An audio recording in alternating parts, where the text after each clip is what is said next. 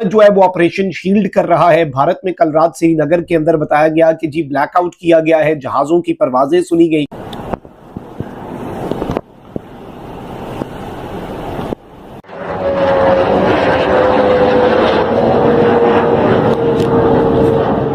ये जंग खत्म नहीं हुई, ये बड़ी जंग की पहली झड़प है। भारत ने 29 मई यानी आज जुमेरात को पाकिस्तान पर एक और स्ट्राइक की मुकम्मल तैयारी कर रखी थी। पिछली दफा ये ग्राउंड फोर्सेस लेकर नहीं आए थे, पिछली दफा इन्होंने नेवी डिप्लॉय नहीं की थी। इस दफा डेफिनेटली ये ग्राउंड फोर्सेस डिप्लॉय करेंगे। भारत ने 9 मई की रात को भी इसी हिकमत अमली पे अमल करते हुए अचानक पाकिस्तान पे वार किया था। And India, of course, keeps the door open anytime it wants to come in again and start killing Pakistanis. वो पागल है, वो इंसेन है। Well, first of all, India wants Bharat Mata. And what does Israel want? Strange, isn't it? They want greater Israel. Bharat Mata is basically the same thing. Bombing हमारे शहरों में करेंगे, missiles हमारे शहरों में भेजेंगे ताकि कंफ्यूजन और पैनिक ज्यादा फैले। अब की दफा वो मैसिव ड्रोन स्वार्म्स लेकर आ रहे हैं। अब जो होने वाला है, पाकिस्तानी कौम को बहुत अच्छी तरह समझ लेना चाहिए कि अब की दफा आपको अपने शहरों से, अपनी आबादी के वाले इलाकों में से, अपने अर्बन एरियाज में ये जंग देखनी पड़ेगी। 9 मई की तरह 29 मई को भी भारत सिविल डिफेंस रिहर्सल करने की आड़ में पाकिस्तान पर हमला करना चाहता था।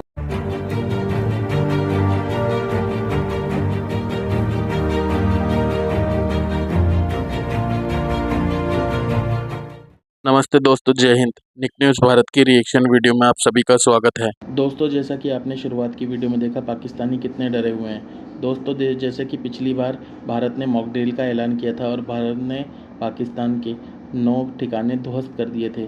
इस बार भी भारत ने मॉक ड्रिल का ऐलान किया और पाकिस्तान की रातों की नींदें हराम हो गई हैं। दोस्तों, पूरी रात पाकिस्तान एकदम हाई अलर्ट पर था। भारत ने मॉक ड्रिल का जो ऐलान किया था, और दोस्तों भारत ने जब से मॉक ड्रिल का ऐलान किया, पाकिस्तान सो नहीं पाया है और पाकिस्तान ने प्लेटफॉर्म एक्स पर भारत के ड्रोन और फाइटर जेट की वीडियो बनाकर प्लेटफॉर्म एक्स पर डाली और कहा कि भारत रावलकोट और भीमबार में अटैक करने वाला है। और दोस्तों, इसी बात से पाकिस्तान बहुत ही ज़्यादा डरा हुआ है। और दोस्तों, भारत ने पाकिस्तान को एक बयान भी दे दिया है कि भारत ने ऑपरेशन सिंदूर अभी ख़त्म नहीं किया है, ये तो सिर्फ शुरुआत है। पाकिस्तान अपनी औकात में रहे, नहीं तो भारत उसको उसकी औकात याद दिला देगा। और दोस्तों, भारत ने इस तरह से बयान दिया है कि पाकिस्तान की रातों की नींदें वैसे ही हराम है। तो दोस्तों, भारत से पाकिस्तान अपने रिलेशन सुधारने में लगा हुआ है ताकि भारत ज़्यादा गुस्से में ना आए। तो दोस्तों, इसी टॉपिक पर चलते हैं आगे की वीडियो की तरफ। धन्यवाद। जैसे हमने कहा ना कि हम मुसलमान कौम और ख़ास तौर पर पाकिस्तानी कौम जो है वो कभी भी तैयारी नहीं करते जब तक तूफान सर पे ना आ जाए, जब तक गोले और रॉकेट्स और मिसाइल्स और ड्रोन्स हमारे शहरों में ना गिरना शुरू हो जाए। उस वक्त तक ये उठते नहीं हैं, यकीन नहीं करते कि हाँ आप दुरुस्त कह रहे थे।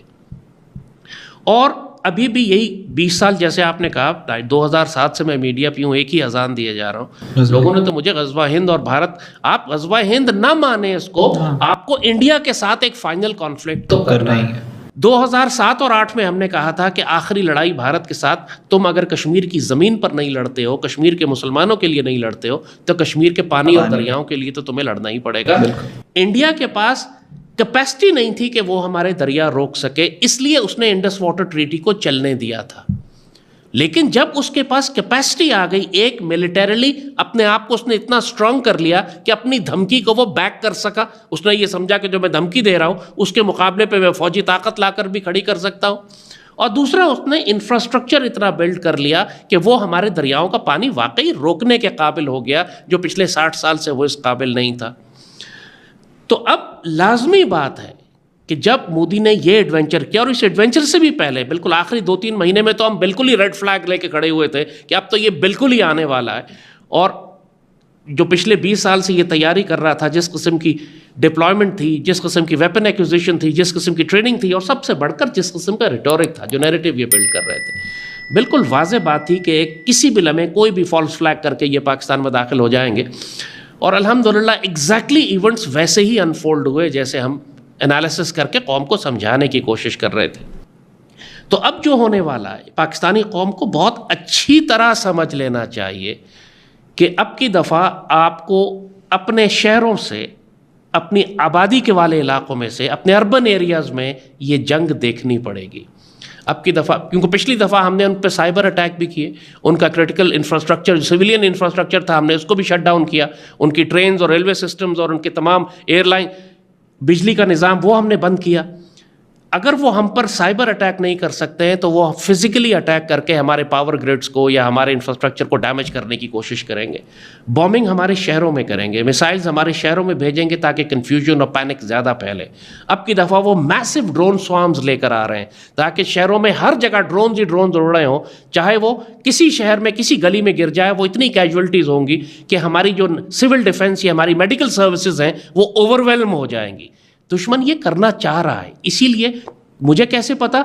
उसकी परचेजिंग देख के कि वो इक्विपमेंट कौन सा खरीद रहा है। इस वक्त सप्लाई, इस वक्त वो सारी चीज जो जहाज भर भर के अमेरिका और इसराइल से इसके पास इक्विपमेंट पहुंच रहा है, वो कौन सा आ रहा है, वो आपको ये बताता है कि नेक्स्ट फेज में जो वॉरफेयर ये इस्तेमाल करेगा उसके लिए कौन से वेपन्स प्लेटफॉर्म यूज करेगा।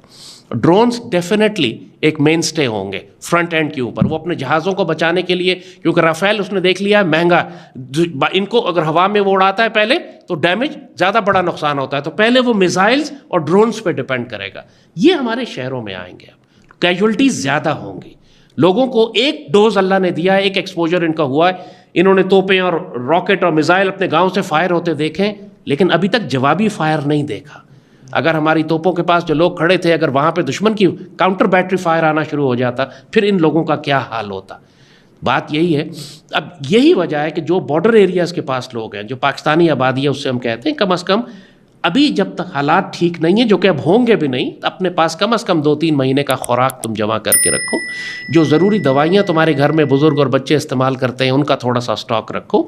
जो बच्चों की ज़रूरी चीज़ें हैं, दूध है या बच्चों के पैम्पर्स हैं या बुज़ुर्गों की दवाएँ हैं, वो सब चीज़ें अपने साथ संभाल के रखो। इमरजेंसी बैग बना कर रखो, ख़ासतौर पर बॉर्डर एरियाज़ के लोग।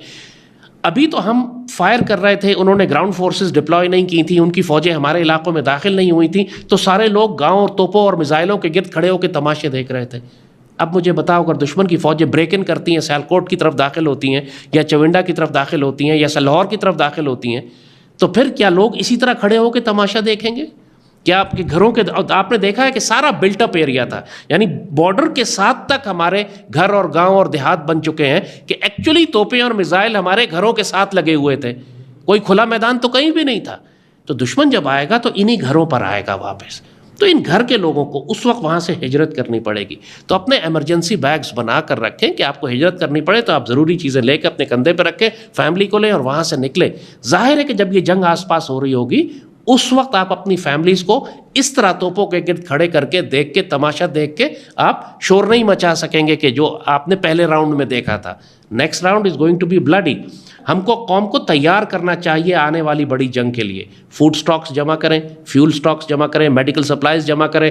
इस ईद के ऊपर ख़ास तौर पर बिल्कुल छुट्टियां cancel, everybody should be on the battle station. ये वक्त ईद का जो है ख़ास तौर पर यह नाजुक है। पाकिस्तानी कौम अगर नहीं समझेगी तो फिर वही बात बहुत बुरी तरह मार खाएगी। इंशाअल्लाह अल्लाह हमारी इज्जत रखेगा, लेकिन अपनी हिमाकतों की वजह से इतना नुकसान उठाने की क्या ज़रूरत है यार, पहले नसीहत सुन लो। ऐसी ही लेटेस्ट वीडियो देखने के लिए निक न्यूज़ भारत को सब्सक्राइब करें, लाइक और शेयर करना ना भूलें।